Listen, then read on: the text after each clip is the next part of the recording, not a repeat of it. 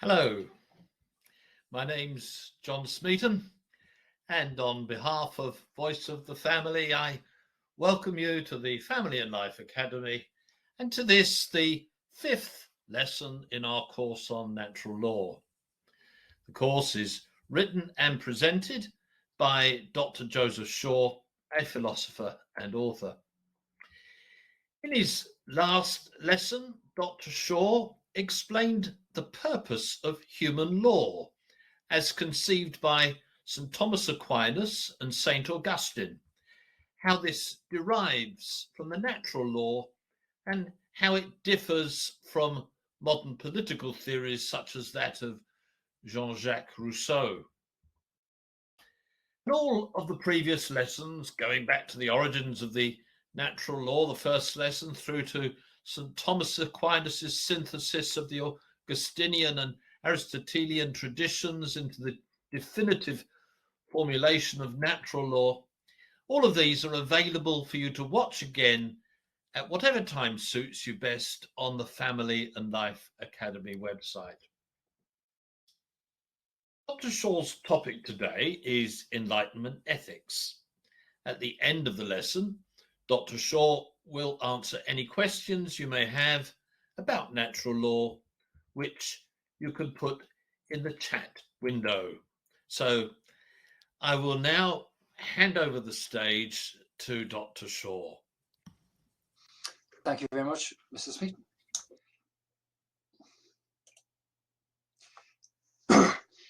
Having given a summary treatment of Aquinas' theory of natural law with its roots in the thought of Augustine and Aristotle, I now turn to what happened after Aquinas' day. Aquinas' fame and influence continued to grow after his death, and as the Middle Ages went on, his works became the standard texts for the teaching of theology.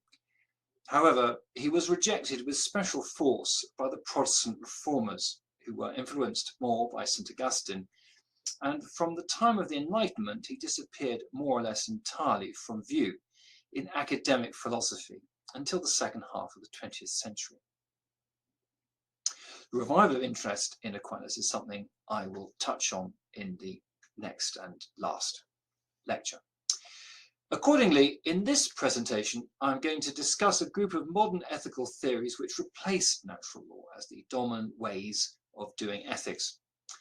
I shall discuss some of their attendant problems and try to bring out what is distinct about natural law and why it has been excluded from so much of modern moral thinking.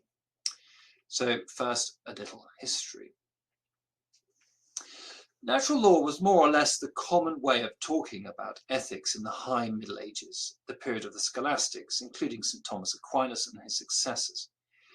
As I have shown in these talks, it combines the terminology and ideas of the pagan Greek and Roman philosophical tradition with those of sacred scripture to present a picture of morality as based on nature, on the way God created the world. Particularly for Aquinas, but less so for some later writers such as Scotus and Ockham, the way God chose to create had enormously detailed implications for how we should live, since creation brought with it dispositions and purposes. Divine law adds to these, as does human law, but it does not take away from them. Above all, human nature is such as to be fulfilled by some things and not by others, that is to say, our happiness, which can also be called the perfection of our nature, is possible in ways determined by our natures. In addition, God makes possible a state of perfection which goes far beyond what can be imagined on the basis of nature itself, union with himself in heaven. Nevertheless, God does not deny our nature or ask us to act against it. This approach to ethics was rejected in part by some of Aquinas' successors who wanted to emphasize God's freedom even after, logically after, if not after in time, having created human nature, to establish the moral law in different ways. Thus, John Duns Scotus thought that God could have commanded us to some kind of free love arrangement rather than stable marriages, since although marriage is clearly a good way of dealing with the problem of raising children, it was not inconceivable that it might be done in a different way. Scotus thought that God had, in fact, commanded marriage and even written this command into the hearts of all humans. So this might seem an academic dispute, but this kind of speculation was taken further by others. Imagine a car and its user guide. We would expect the user guide to reflect the nature of the car. It should tell us what makes the car run well and what conditions or treatment will cause the car problems. The authors of the user guide must base what they say on the car as it happens to be, as it has been designed and built. The user guide could give radically different advice about tyre pressures, towing capacity, or operating temperatures only if the car had been designed and built differently. The position of Scotus, and even more so William of Ockham and some other philosophers, is as if even after the design decisions had been made, and even after the car had been built, there could still be a wide range of options for the user guide. The designer could tear up one perfectly correct version of the user guide and write another substantially different one, which would also be correct. The car, in this analogy, stands for human nature, and the user guide stands for the moral law. What Scotus said was that, given human nature as it actually is, radically different marital arrangements were possible. Ockham said that the whole moral law could be different, with the sole exception of the command to love God, which implies our obligation to obey him. To return to the analogy, the further we want to take the freedom of the writer of the user guide, the less complex we have to imagine the car to be. Indeed, at this point I need to change the example. One could imagine a checkerboard which can be used to play more than one game, both chess and drafts. The usage of the board would be entirely transformed by the rulebook. Or even more radically, one could imagine a large lump of clay and a series of alternative sets of instructions which could tell you how to make it into a mug, a plate, or a model battleship. The closer we get to seeing human nature like a lump of clay, which is compatible with a wide range of lifestyles and moral rules, the less interest and respect we will have in and for nature. Human nature just isn't very important on this view. Even though God created it, it doesn't have very much significance for how we should live our lives.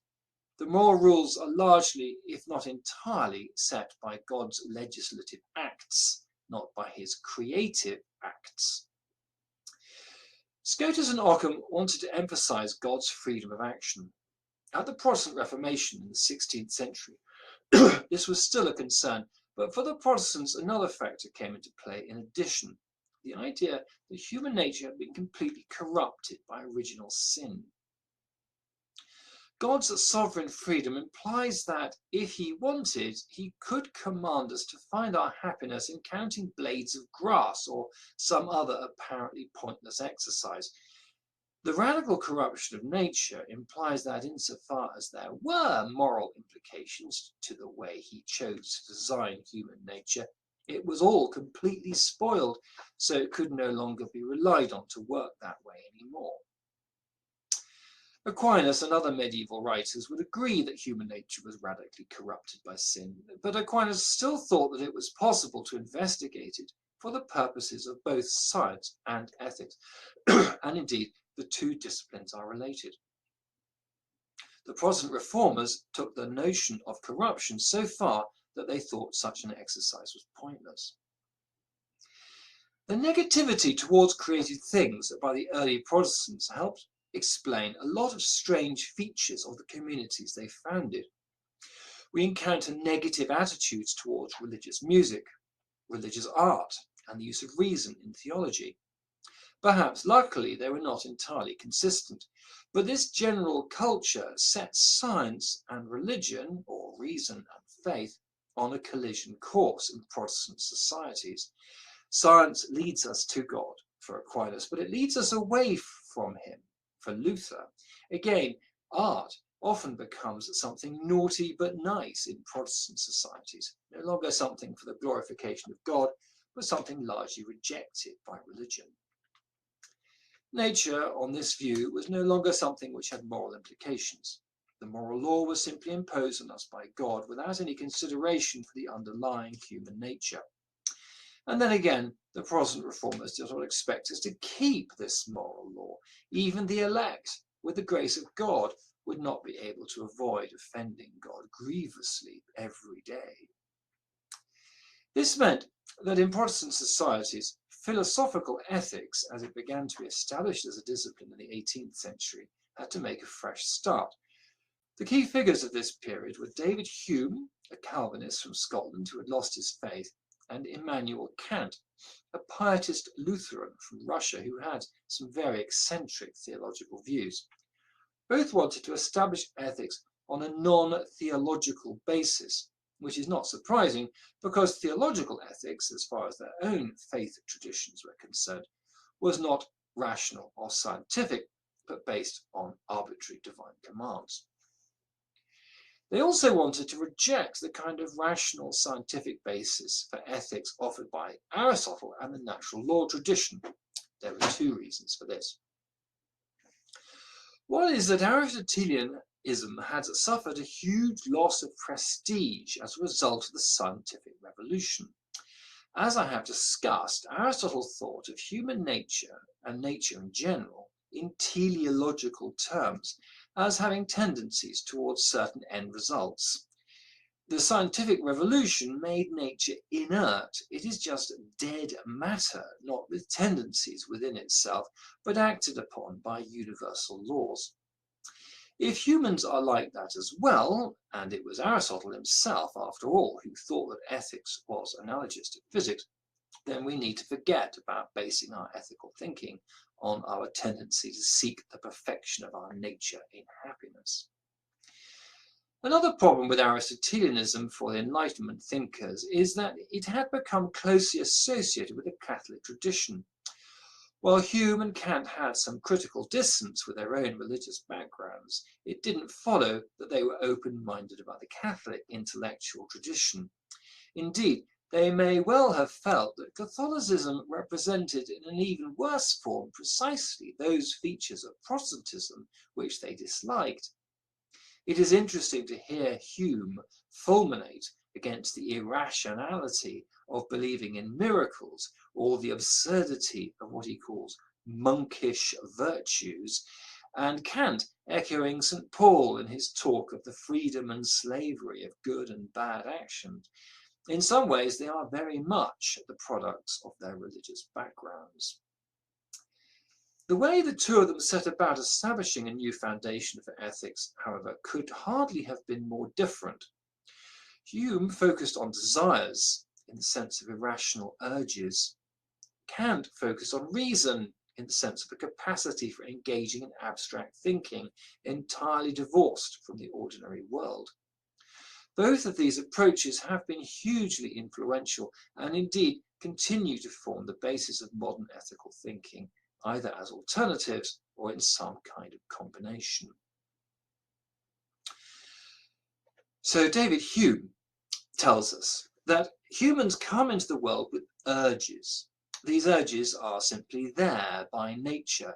They do not represent the recognition of any objective value. There is no answer to the question, why do we want the objects of these urges? Our inborn urges are self-love, which leads us to seek pleasure and avoid pain, and natural affection, which gives us a capacity for altruism, at least towards those in our childhood who are closest to us. Our moral education uses these as a starting point. It teaches us that behavior which undermines the interests of society leads to punishment and therefore pain, and extends our sympathies so we are able to feel others' pain as our own to some degree. When we view different kinds of action, this education prompts us to react with approbation and joy, or indignation and disgust, or indifference to what we see around us. Others who have received a similar education in the same society will react in similar ways. So we will all agree that certain actions are courageous, cruel, compassionate, or whatever it might be. However, it is not true that rightness or cruelty or courage are in any object except the mind itself. We attribute these qualities to things simply because we feel approval or disapproval towards them when we see them. Hume's theory, as he tells us himself with some pride, is based on the psychological associations which become established between ideas. For example, the association between being naughty and punishment. Not only is there nothing in the external world, the world outside our minds, which exhibits moral qualities, but there is no question of rational justification for our moral judgments. We judge as we feel, and we feel as we are taught, and that is all that is to be said. If we emphasize the role of each person's private feelings in Hume's theory, it seems very subjective, even solipsistic, as if we were the only people who existed. It doesn't matter what reality is, or what anyone else thinks. If I happen to like something, it is good, and if not, it is bad. If, however, we emphasize the role of the education we have in common with others, the needs of society which lie behind that education, and the shared moral language which reflects that education, it looks rather more objective. It begins to look, for example, as if I can be wrong in the judgments my feelings prompt me to make, and other people could correct me. Hume himself presented his theory in a more objective way as he grew older. In a late essay of his, he suggested that the right judgment would be that which would be made by what he called competent judges, who would be experienced and unbiased, almost like an Aristotelian virtuous agent. The problem remains, however, that without any basis for morality in rationality or nature, Hume's moral theory looks like make-believe. Things are right and wrong quite literally because we believe them to be right or wrong. Whether we focus on our feelings this way, whether we focus on our feeling this way as an individual or as a society. Hume thought of himself as describing the way things actually work in the moral realm, and it didn't seem to occur to him that if his theory is correct, changing the way people talk and react to things, as could be done by propaganda, re-education, or brainwashing, would change morality, and that the new morality will be just as correct as the old one. Similarly, Hume did not seem to realize that explaining morality as he does would encourage moral skepticism, the rejection of morality as a whole. He believed that moral education was so powerful that we are psychologically compelled to feel sympathetic pain, for example, if we see someone being tortured and act accordingly. However, as the sophists showed long ago, and as we know from our own generation, even people with an apparently normal upbringing can reject morality as a lot of nonsense. Hume's supporters suggest that what these moral skeptics need is not argument but training, but this is not something we could easily oblige them to undergo, except in the crude form of the criminal justice system. To summarize, we can attribute to Hume the weakness at the root of modern conceptions of morality, which has encouraged people today to see it as infinitely malleable, and in some cases to reject it altogether as a kind of superstition. So next I'm going to talk about Immanuel Kant. And if I have been guilty of some simplification in explaining the theory of Hume, with Kant this will be much worse, and I'm going to have to focus on certain highlights of the theory rather than a complete outline. This is not so much due to its complexity as to the obscurity of some of Kant's most fundamental ideas, which have been interpreted in a range of ways. It would be impossible in the time I have to do justice to the debate which swirls around him. First among the highlights, nevertheless, is Kant's very explicit rejection of the Aristotelian approach to morality. The Aristotelian says that the aim of moral education is to produce good habits, which is to say virtues, which will prompt the agent to judge and act correctly in different situations. Kant claims that virtues are not inherently good, since some, such as courage and temperance, can be used by bad agents for bad ends. The courageous villain, in fact, is worse than the cowardly one. Aristotelians would typically reject this claim and say that true virtues cannot be used for bad action.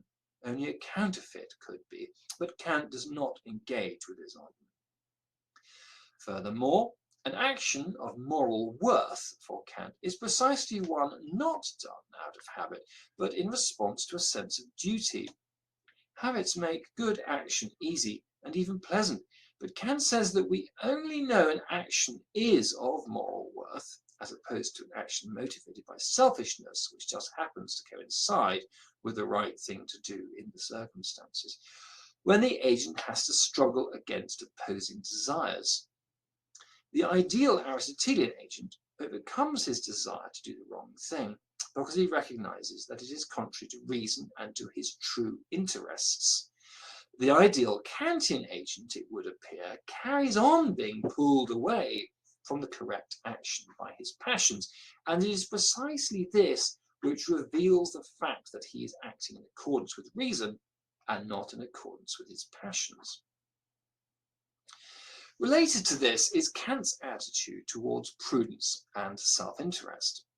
Aristotelianism regards self-interest as the basis of morality, so long as people recognize that it is in their interests to be happy, and so to perfect themselves in accordance with their nature.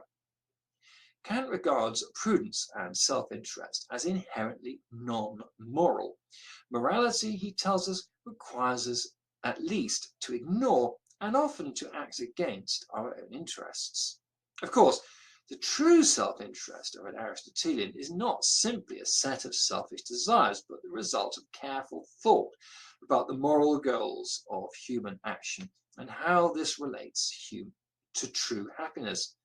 Kant is again not interested in engaging with such arguments, but defines happiness simply as a satisfaction of our desires and therefore as something which is morally indifferent. Aristotle recognized that humans are beset by appetites which are not directly controlled by reason, but he thought that with the right training they could be made obedient to reason. Thus, a disciplined soldier will be able to acknowledge his hunger and fatigue, but not act on them when to do so would lead to defeat, death, and disgrace. Furthermore, reason itself is a kind of desire, rational desire, in Greek, boulesis. It is the notion of rational desire that in time evolved into the concept of the will in Aquinas. Kant, by contrast, condemns all desires as irrelevant to and often opposed to reason. The good agent has a kind of desire to do his duty, but this must be given a different name. Kant calls it a rational wish. The sense of duty, which is reason, drags us away from what our desires, our passions, try to get us to do. Again, contrast Kant's position with Hume's. Hume tells us that the correct moral judgment and good action is judgment and action guided by properly trained desires. It is as if Hume and Kant divided the Aristotelian conception of morality between them. Hume got desires and habits, Kant got the reason and the will. Both separate what Aristotle and his followers united, reason and desire. They equally reject the idea that humans as moral agents act in accordance with a deep instinct to seek the good, a good which can be recognized by reason. Kant's reason is something which seems to float above our physical nature, engaging in periodic conflict with it. Hume's reason, by contrast, is limited to finding the best way to satisfy our desires and has no role in recognizing what is good. Hume wrote one of the most notorious lines of philosophy on this subject. I quote, "Reason is and ought to be only the slave of the passions," unquote. Kant's rejection of good habits has another anti-Aristotelian implication.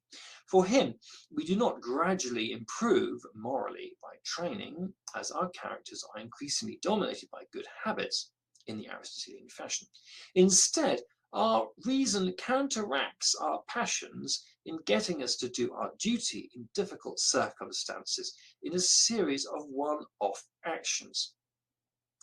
In the history of ideas, Kant's view lies between two important historical positions. The first is the 16th century Protestant rejection of the idea that humans can become increasingly good, virtuous agents, even with God's help. The reformers and their successors instead tend to focus on a moment of conversion, or a series of moments of hearing God's command as significant. These moments are what gives one's life its general character as good or bad, saved or reprobate, but they aren't integrated into a sustained, lifelong development of character, virtue or merit. The second is the existentialism of the 19th and 20th centuries, which again sees our character and the meaning of our lives as determined by spectacular one-off displays of will. Just as the Protestant reformers rejected the moral significance of nature, and Kant sees our true rational selves float above our natural selves as what he called noumena over phenomena, so the existentialists wanted to vindicate free will at the cost of rejecting the significance of our background, education, or social expectations. The logical conclusion of this is Jean-Paul Sartre's remark that, and I quote, "existence precedes essence," unquote. Simply because we exist, we can invent what we want to be like, even in our very essence. What morality itself is for Kant is essentially rational. His famous categorical imperative can be summarized as the idea that we should never make ourselves an exception to a moral principle we expect other people to observe. This is explained by Kant as being consistent of acting in a law-like way, and therefore as following from the concept of rationality itself. Kant also expressed this idea in terms of what other people could rationally object to us doing. This can be formulated in terms of the familiar Kantian maxim of not using people as means, but only as ends. For Kant, rational objections can be raised against actions which are not consistent, which is equivalent to saying that they are unfair as explained above. Kant thought that only one set of principles could be found which were consistent in this way, and that on the one hand these principles could be recognized as the universal principles of all just societies, and on the other they could be regarded not as principles imposed on us, but as principles we impose on ourselves insofar as we are rational. These last mentioned ideas have been influential in modern thinking about the moral justification of the powers of the state. But few philosophers think that a complete set of moral principles can be got out of the idea that we should be consistent, or that this idea could only ever produce one set of principles. One can be consistent and also wrong. Another problem created by Kant is a mirror image of the problem created by Hume about moral skepticism. I noted that people may be tempted to say in relation to Hume's moral theory that morality is simply a superstition which can be rejected, having no basis in reason, nature, or objective reality. Kant is vulnerable to moral skepticism in a different way. He insists that morality is demanded by reason, but separates this completely from prudence and self-interest. We might observe, however, that prudence and self-interest have a kind of rationality of their own, and it seems to many people attracted by moral skepticism that this is enough to be getting on with. Why adopt a set of duties which seems to float completely free of what we want from life? Recall that Plato and Aristotle developed their theories precisely in response to the rejection of morality by the sophists. This response was that if we really think about our own interests, we will realize that it would be foolish to do wrong, because this will not lead to true happiness. The ancient philosophers did not banish the ordinary temptations of life, but they did at least indicate a path back to morality for the egoist. Kantian ethics, by contrast, burns this bridge between selfishness and moral uprightness. Concern for oneself, contrary either to the ideas foisted on us at school or the demands of pure reason, puts one on a path to rejecting morality completely. As noted above, the reason Hume and Kant cannot adopt a more Aristotelian approach is because they reject the teleology of human nature which Aristotle championed. For them both, human nature in its biological and rational complexity no longer points towards the goal of perfection and happiness, let alone union with God. Either with Hume we go with nature without reason, or with Kant we go with reason defined as being consistent without nature. Aristotelian teleology was rejected, I noted, because natural teleology was rejected in the scientific revolution. Falling stones and migrating geese aren't powered by teleology, that is, by their inner natures seeking some goal, but, according to modern science, by universal laws which apply to inert matter. I want to explain this now in more detail. The problem, as Kant and Hume saw it, was that when we come to humans, we must either treat them as yet more fodder for universal physical laws, or find something special about them which makes their behaviour free and autonomous, namely rationality. Aristotle, Aquinas, and other ancient and medieval philosophers have a lot to say about rationality, but for them it is really a special case of a general natural teleology. We act, they tell us, rationally when we act in accordance with our natures and move towards our ultimate goal. The rational human is analogous to the stone falling or the geese flying south for the winter.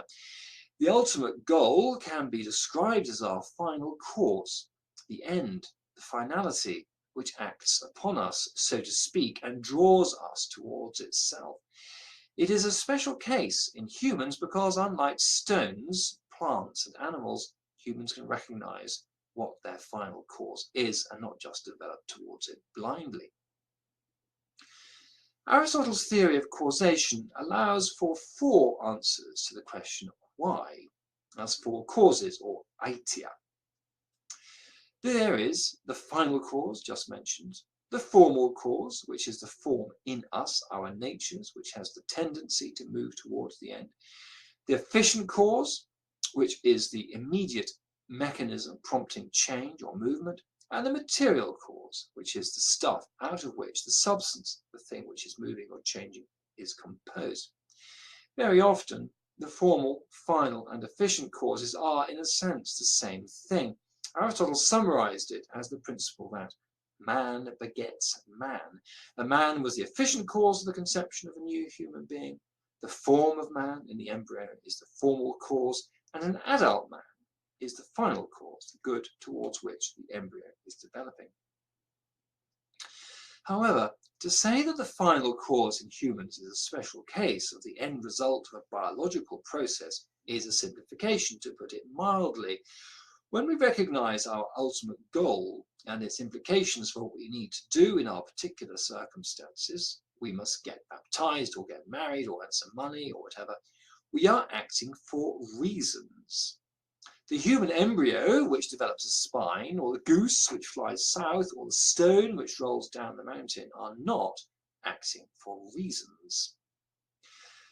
Just how big a gulf there is between acting for reasons and what is going on in biology and physics was increasingly apparent to the scholastic tradition itself as time went on, first to Aquinas and then to his successors. When a stone falls towards the ground, Aristotle tells us, it is doing what it would desire if it were capable of desire. Since it is obviously not capable of desire, this seems an inadequate explanation. Aquinas proposed something that would have surprised Aristotle. that we can talk about natural goal seeking because God has directed natural things to a goal. Indeed, this is one of his arguments for the existence of God. Nothing seeks an end unless directed to it by a rational agent. Aristotle, remember, did not think God either created the world or intervenes in it.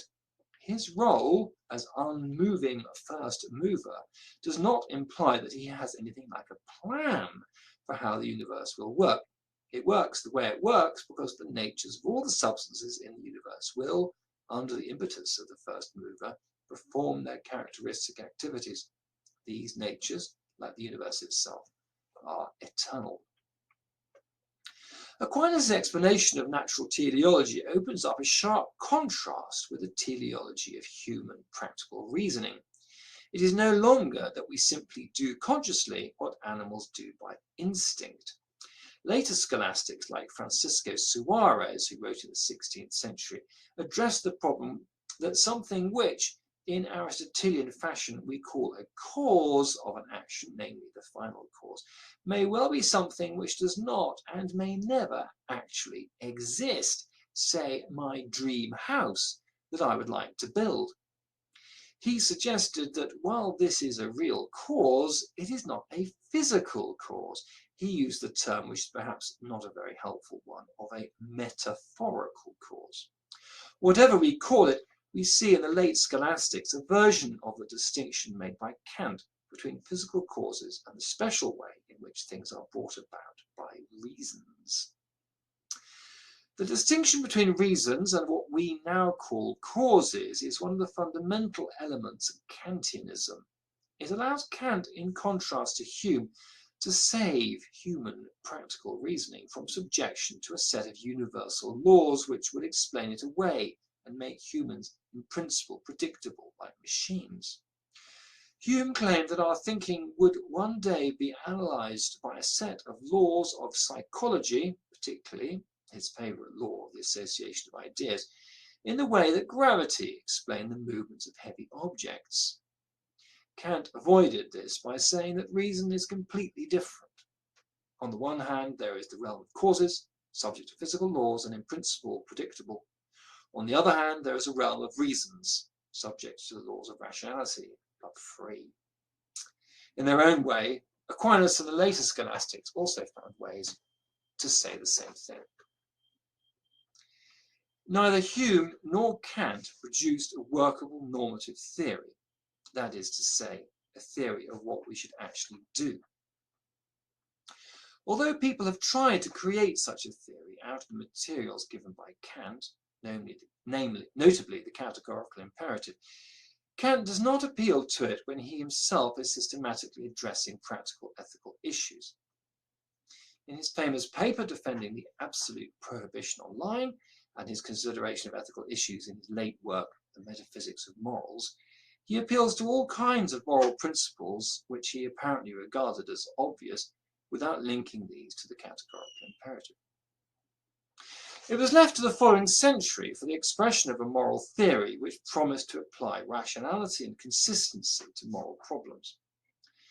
This is the theory of utilitarianism, developed by Jeremy Bentham and John Stuart Mill, also known as consequentialism. This is a beguilingly simple theory which has been enormously influential. It is just one moral principle. Actions are right if they maximize the good. The good is usually understood as human welfare. Bentham and Mill thought that human welfare was a matter of getting pleasure and avoiding pain, but their successors have been more broad-minded, and any understanding of what is ultimately valuable in terms of states of affairs can be used here. What is essential to the theory is that all other moral principles, traditional moral restraints and obligations, are swept aside from moral consideration, except insofar as they can serve as means to advancing the general good. To illustrate, Utilitarianism can recognize that a society in which veracity, truth-telling, is held in high regard has all kinds of advantages. For example, in such a society, you don't constantly need to double-check what people are telling you, which saves lots of time. This is great for producing good things efficiently. What the utilitarian cannot do, however, is say that there is an obligation to tell the truth for its own sake. It cannot have weight in itself, only as a means to an end. Let's define the moral instinct that there is something wrong about lying as the feeling that the right thing to do is to tell the truth even if this does not, in the particular case, maximize the good. Thus, someone who thought that there is something wrong about lying might tell a lie in a really extreme situation, but in a broad range of cases he would sacrifice some good end results to avoid lying. Now, supposing I said to the utilitarian, we have a high trust society in part because most of us feel that there is something wrong about lying. And further, supposing I can prove somehow that if we all lost that instinct, this trust would be eroded and we would end up worse off in terms of the total amount of good we produce. The utilitarian would say in response, first, that this is an excellent reason to tell the truth, other things being equal. Second, it is an excellent reason to use truth-telling as your default rule of thumb, unless it is really obvious that more is to be gained by lying. Third, this is a good reason to teach children that there is an obligation to tell the truth and to punish not only liars, but people who deny that there is an obligation to tell the truth. The utilitarian can even say, fourth, that we should all undergo brainwashing to convince ourselves that lying is intrinsically wrong. But none of this means that utilitarians think that lying is wrong. Our only obligation is to maximize the good. If getting ourselves brainwashed into believing traditional moral principles will do that, that is the right thing to do, but it doesn't make those principles correct. In practice, utilitarians tend not to go as far as this in respecting traditional moral principles, and the history of utilitarianism's influence is the history of the erosion of moral principles. Some are rejected as mere superstitions, others are as based on misunderstandings of the consequences of breaking them, others are regarded as things ordinary folk should in general stick to, but the clever clogs, the elite, can discreetly break them for the good of everyone when necessary. The utilitarian mindset that ultimately nothing should stand in the way of doing good is simple and seems to make sense.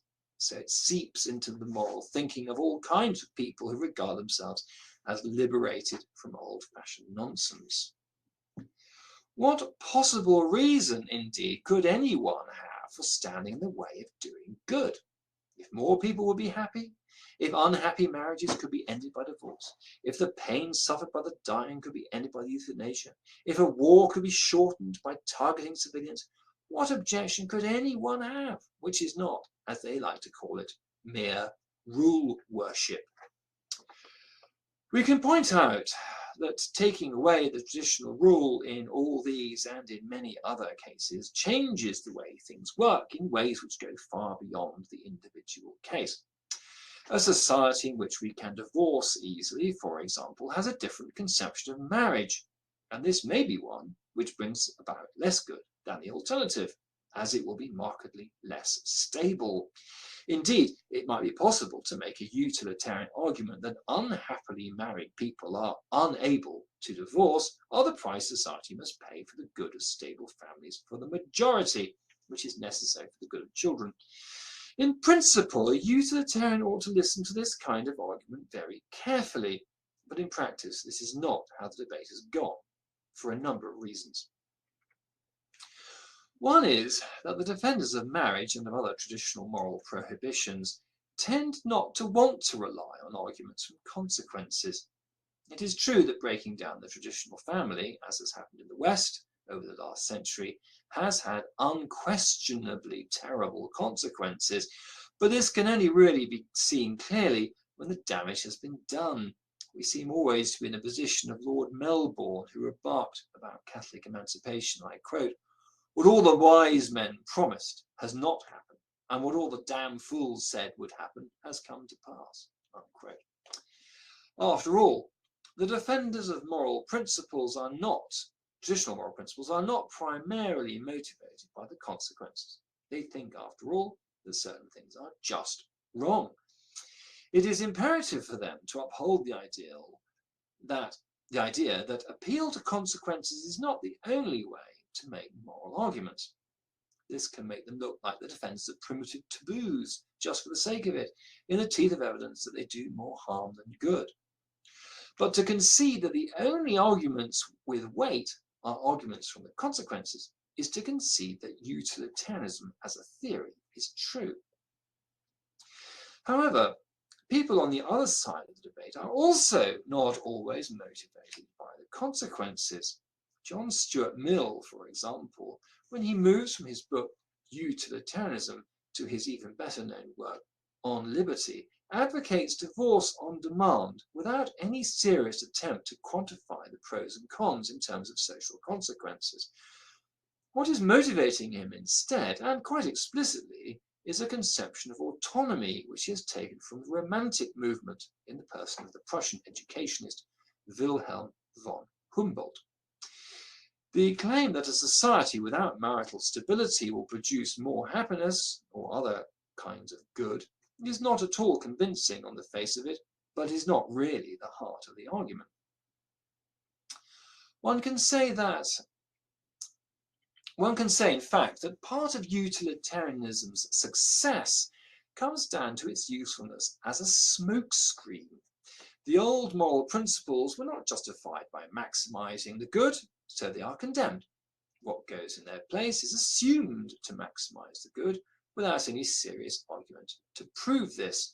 The defenders of traditional morality are left to argue against a moral theory which looks superficially attractive but is only really believed in by a tiny number of people, and as a result fail to engage with a substantive question, not whether traditional marriage, or whatever it is, maximizes the good, but whether it is superior to a romantic conception of autonomy so extreme that it does not allow us to make any long-term commitments at all. Similarly, in the other examples I gave, the principle of respect for human life, which is rejected by the advocates of euthanasia or dropping atomic bombs on cities, is not, in general, fundamentally motivated by a calculation of the universal good, but on the convenience of the people with power in the situation, the doctors and perhaps family members of the dying, or simply the inconveniently needy, the political calculations of the state with the bomb. Aquinas' theory of natural law was challenged first by a line of thinking in the later Middle Ages which minimized the importance of nature, of the way we are made, in order to maximize God's freedom in telling us what to do. This idea was exacerbated by Protestant thinkers who claimed that nature was, in any case, so radically corrupted that natural desires and inclinations could not tell us anything about God's creative will. Another challenge to Aquinas' theory came from the scientific revolution, which saw natural objects as governed not by their own natures, but by universal laws of nature. This makes it impossible to talk about natural things having goals or characteristic activity in Aristotelian fashion. In place of natural law, Hume, Kant, and later the utilitarians proposed different moral theories which rely on our natural desires or reason. Whereas in Aristotle's theory, the notion of rational desire is fundamental, our natural tendency to seek an objectively good end, Hume claimed that moral action is not based on reason, and Kant denied that rational morality should have anything to do with our natural desires.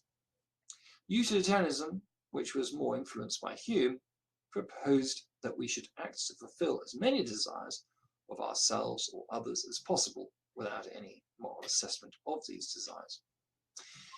In light of the difficulties which have beset the natural law tradition since the 17th century, I will devote the last lecture to the question of how it can still be used today. Thank you, Dr. Shaw. So we do have a few questions for you, and let me see. The first is, what is the best way of responding to people who reject objective morality?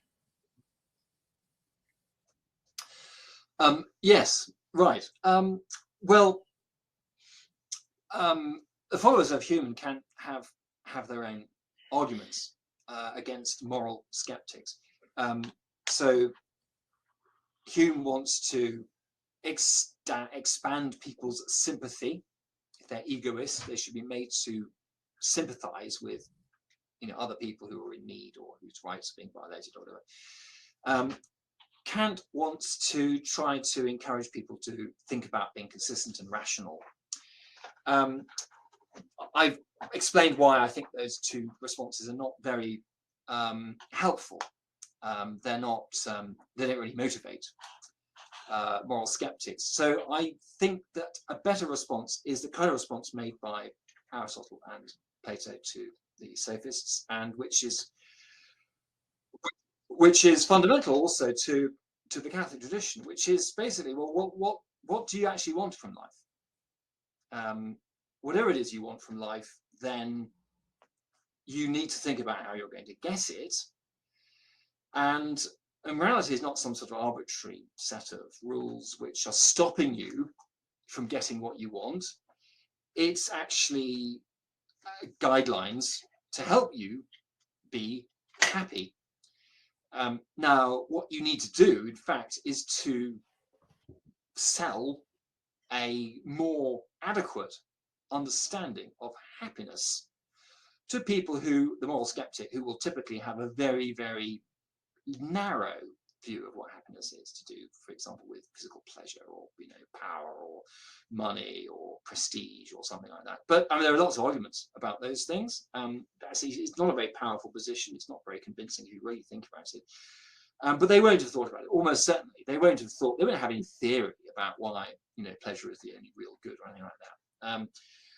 You say, well, do you really think pleasure is the only good? And they don't really. So I think that's the best approach, if you can probe that. This is assuming, of course, you have someone who's a genuinely sincere interlocutor, which may not be the case. Thank you. So here's another one. What is the best way of responding to utilitarian arguments against traditional moral principles? Yeah, well, utilitarians are, in my experience, dealing with philosophical utilitarians, they tend to be trapped in a kind of self-reinforcing circle. So they're convinced themselves that the only arguments which are possible within morality are arguments from consequences, which of course is question begging. It assumes that their principles are correct. It assumes that utilitarianism is true. So what you have to do is try to get them to see that there must at least be exceptions to that. And you can do that by appealing to moral intuitions about certain kinds of difficult cases. So, for example, there's a famous case about the sheriff who has in custody someone who everyone thinks that this man committed some terrible crime, some brutal murder or something, and everyone's baying for his blood. And the sheriff has worked out, because of his investigation, that actually he can't have done it. He has an alibi, this accused man. So people outside the sheriff's jail are banging on it and demanding that he hang the man forthwith. Otherwise, they'll go on the rampage and kill, 2 or 3 people. So the sheriff could minimize the number of deaths by killing the one man who's innocent. Now, the interesting thing about this example is it's not a very difficult moral question. Obviously, we know what the sheriff ought to do, according to the principles of justice. But what's interesting about it is how uncomfortable utilitarians are about it. They almost never say, in fact, I don't think I've ever come across utilitarians saying, well, according to my principles, the sheriff should just hang there and get on with it, and no regrets. That's the right thing to do. Instead of that, they come up with all kinds of complicated reasons why there might be other considerations, and maybe this is very, very rare, hardly ever happens. Well, in other words, they share our intuition that there's something really wrong about the sheriff hanging an innocent man. They actually believe that it's wrong to hang an innocent man. And of course, if you look at their private lives, unless they're completely loopy, they'll do all kinds of things which are not based on utilitarian principles. They have friendships, they look after their aged parents, they fulfill their contracts with their employers, they pay their mortgages. I mean, all kinds of things which just, they don't even think about the utilitarian justification. They just get on with life. So they are not really convinced. And even the most convinced ones are really uncomfortable about some implications. So that's my suggestion, that you press those sorts of cases, and if they're honest, they'd admit that actually there's more to life than consequences. And of course, everyone thinks the consequences have some importance. No one thinks the consequences are irrelevant. What they're missing is they've just narrowed down their field of vision, as it were, in morality to just one thing, when there ought to be there are other things that are important as well. Thank you. Now, we have a question which I think was put by a questioner at the last lesson, but I said people could ask you any questions. So, what would St. Thomas Aquinas think of so-called natural rights? Yeah, natural rights. So natural rights have an association, have a place in natural law theory. Because if you have law, then you can have rights. If you have a kind of legal framework, if you think about morality in terms of rules and laws, then rights actually pop up quite well. But Aquinas doesn't say very much about them. And the terminology, well, I'm not sure he says anything about them. The terminology of rights is in its infancy in Aquinas' day. And this terminology is being developed, in fact, was being developed over a number of centuries by canon lawyers, understandably, because lawyers are interested in rights. So they came up with the use of the Latin word jus, which means just, it started to become to mean a right, an enforceable right, in canon legal language. So it starts off by meaning a legal judgment, which you can enforce. So that's your jus. And then they had other theories. So why is Aquinas not particularly interested in that? Well, it's because he's Aristotelian. Aristotelianism is very much in the forefront of his mind. And rights don't make any sense within Aristotelianism because Aristotle doesn't believe in rules, he doesn't think they're very important or useful or worthy of analysis and consideration. So now, as I explained in the previous lecture, Aquinas very cleverly combines rules with an Aristotelian conception of duty, not duties, but habits and education and all those sorts of things. But his treatment of rules is relatively limited. One of the interesting things about Aquinas' set of works is that normally you can find several different discussions of the same topic in Aquinas in works that he did at different stages of his life. And this is not true of the treatise on law in the Summa Theologica. It's unique to the Summa Theologica. There's no treatment like that in the Summa Contra Gentiles, in the Commentary on the Sentences, or anywhere else. So the treatise on law is, although it's enormously important in the Catholic tradition, the development of natural law tradition, it's kind of embryonic, really, as a treatment of how rules and law can be said to work. The focus in Aquinas is on the Aristotelian side of the synthesis. Thank you. I think perhaps we've got time for one more. I've got two questions regarding Hume. Did Hume believe in free will? No. Nice quick one. Okay, well, I'll go on. No, That's it. Right. Not the way that we Didn't Hume deny the four causes? Oh yeah, he did. Yeah, well, everyone did. I mean, the four causes disappeared with the scientific revolution. So basically, what Aristotle understood as the efficient question, the efficient cause, is the cause. That's what a cause means. Right. Well, look, thank you very much indeed, Dr. Shaw. That's actually all we have time for now. So thank you to everyone for taking part today. As with all our lessons, a video of this lesson will appear very soon on the Family and Life Academy website, along with study notes and other resources. Now, we look forward to seeing you at the 6th lesson of the Natural Law course, which is entitled Natural Law and Practical Ethics for Today. And do please look out for all our other current and forthcoming courses. So until next time, Dr. Shaw, and we look forward to seeing all of you again for the 6th and final lesson in this course on natural law.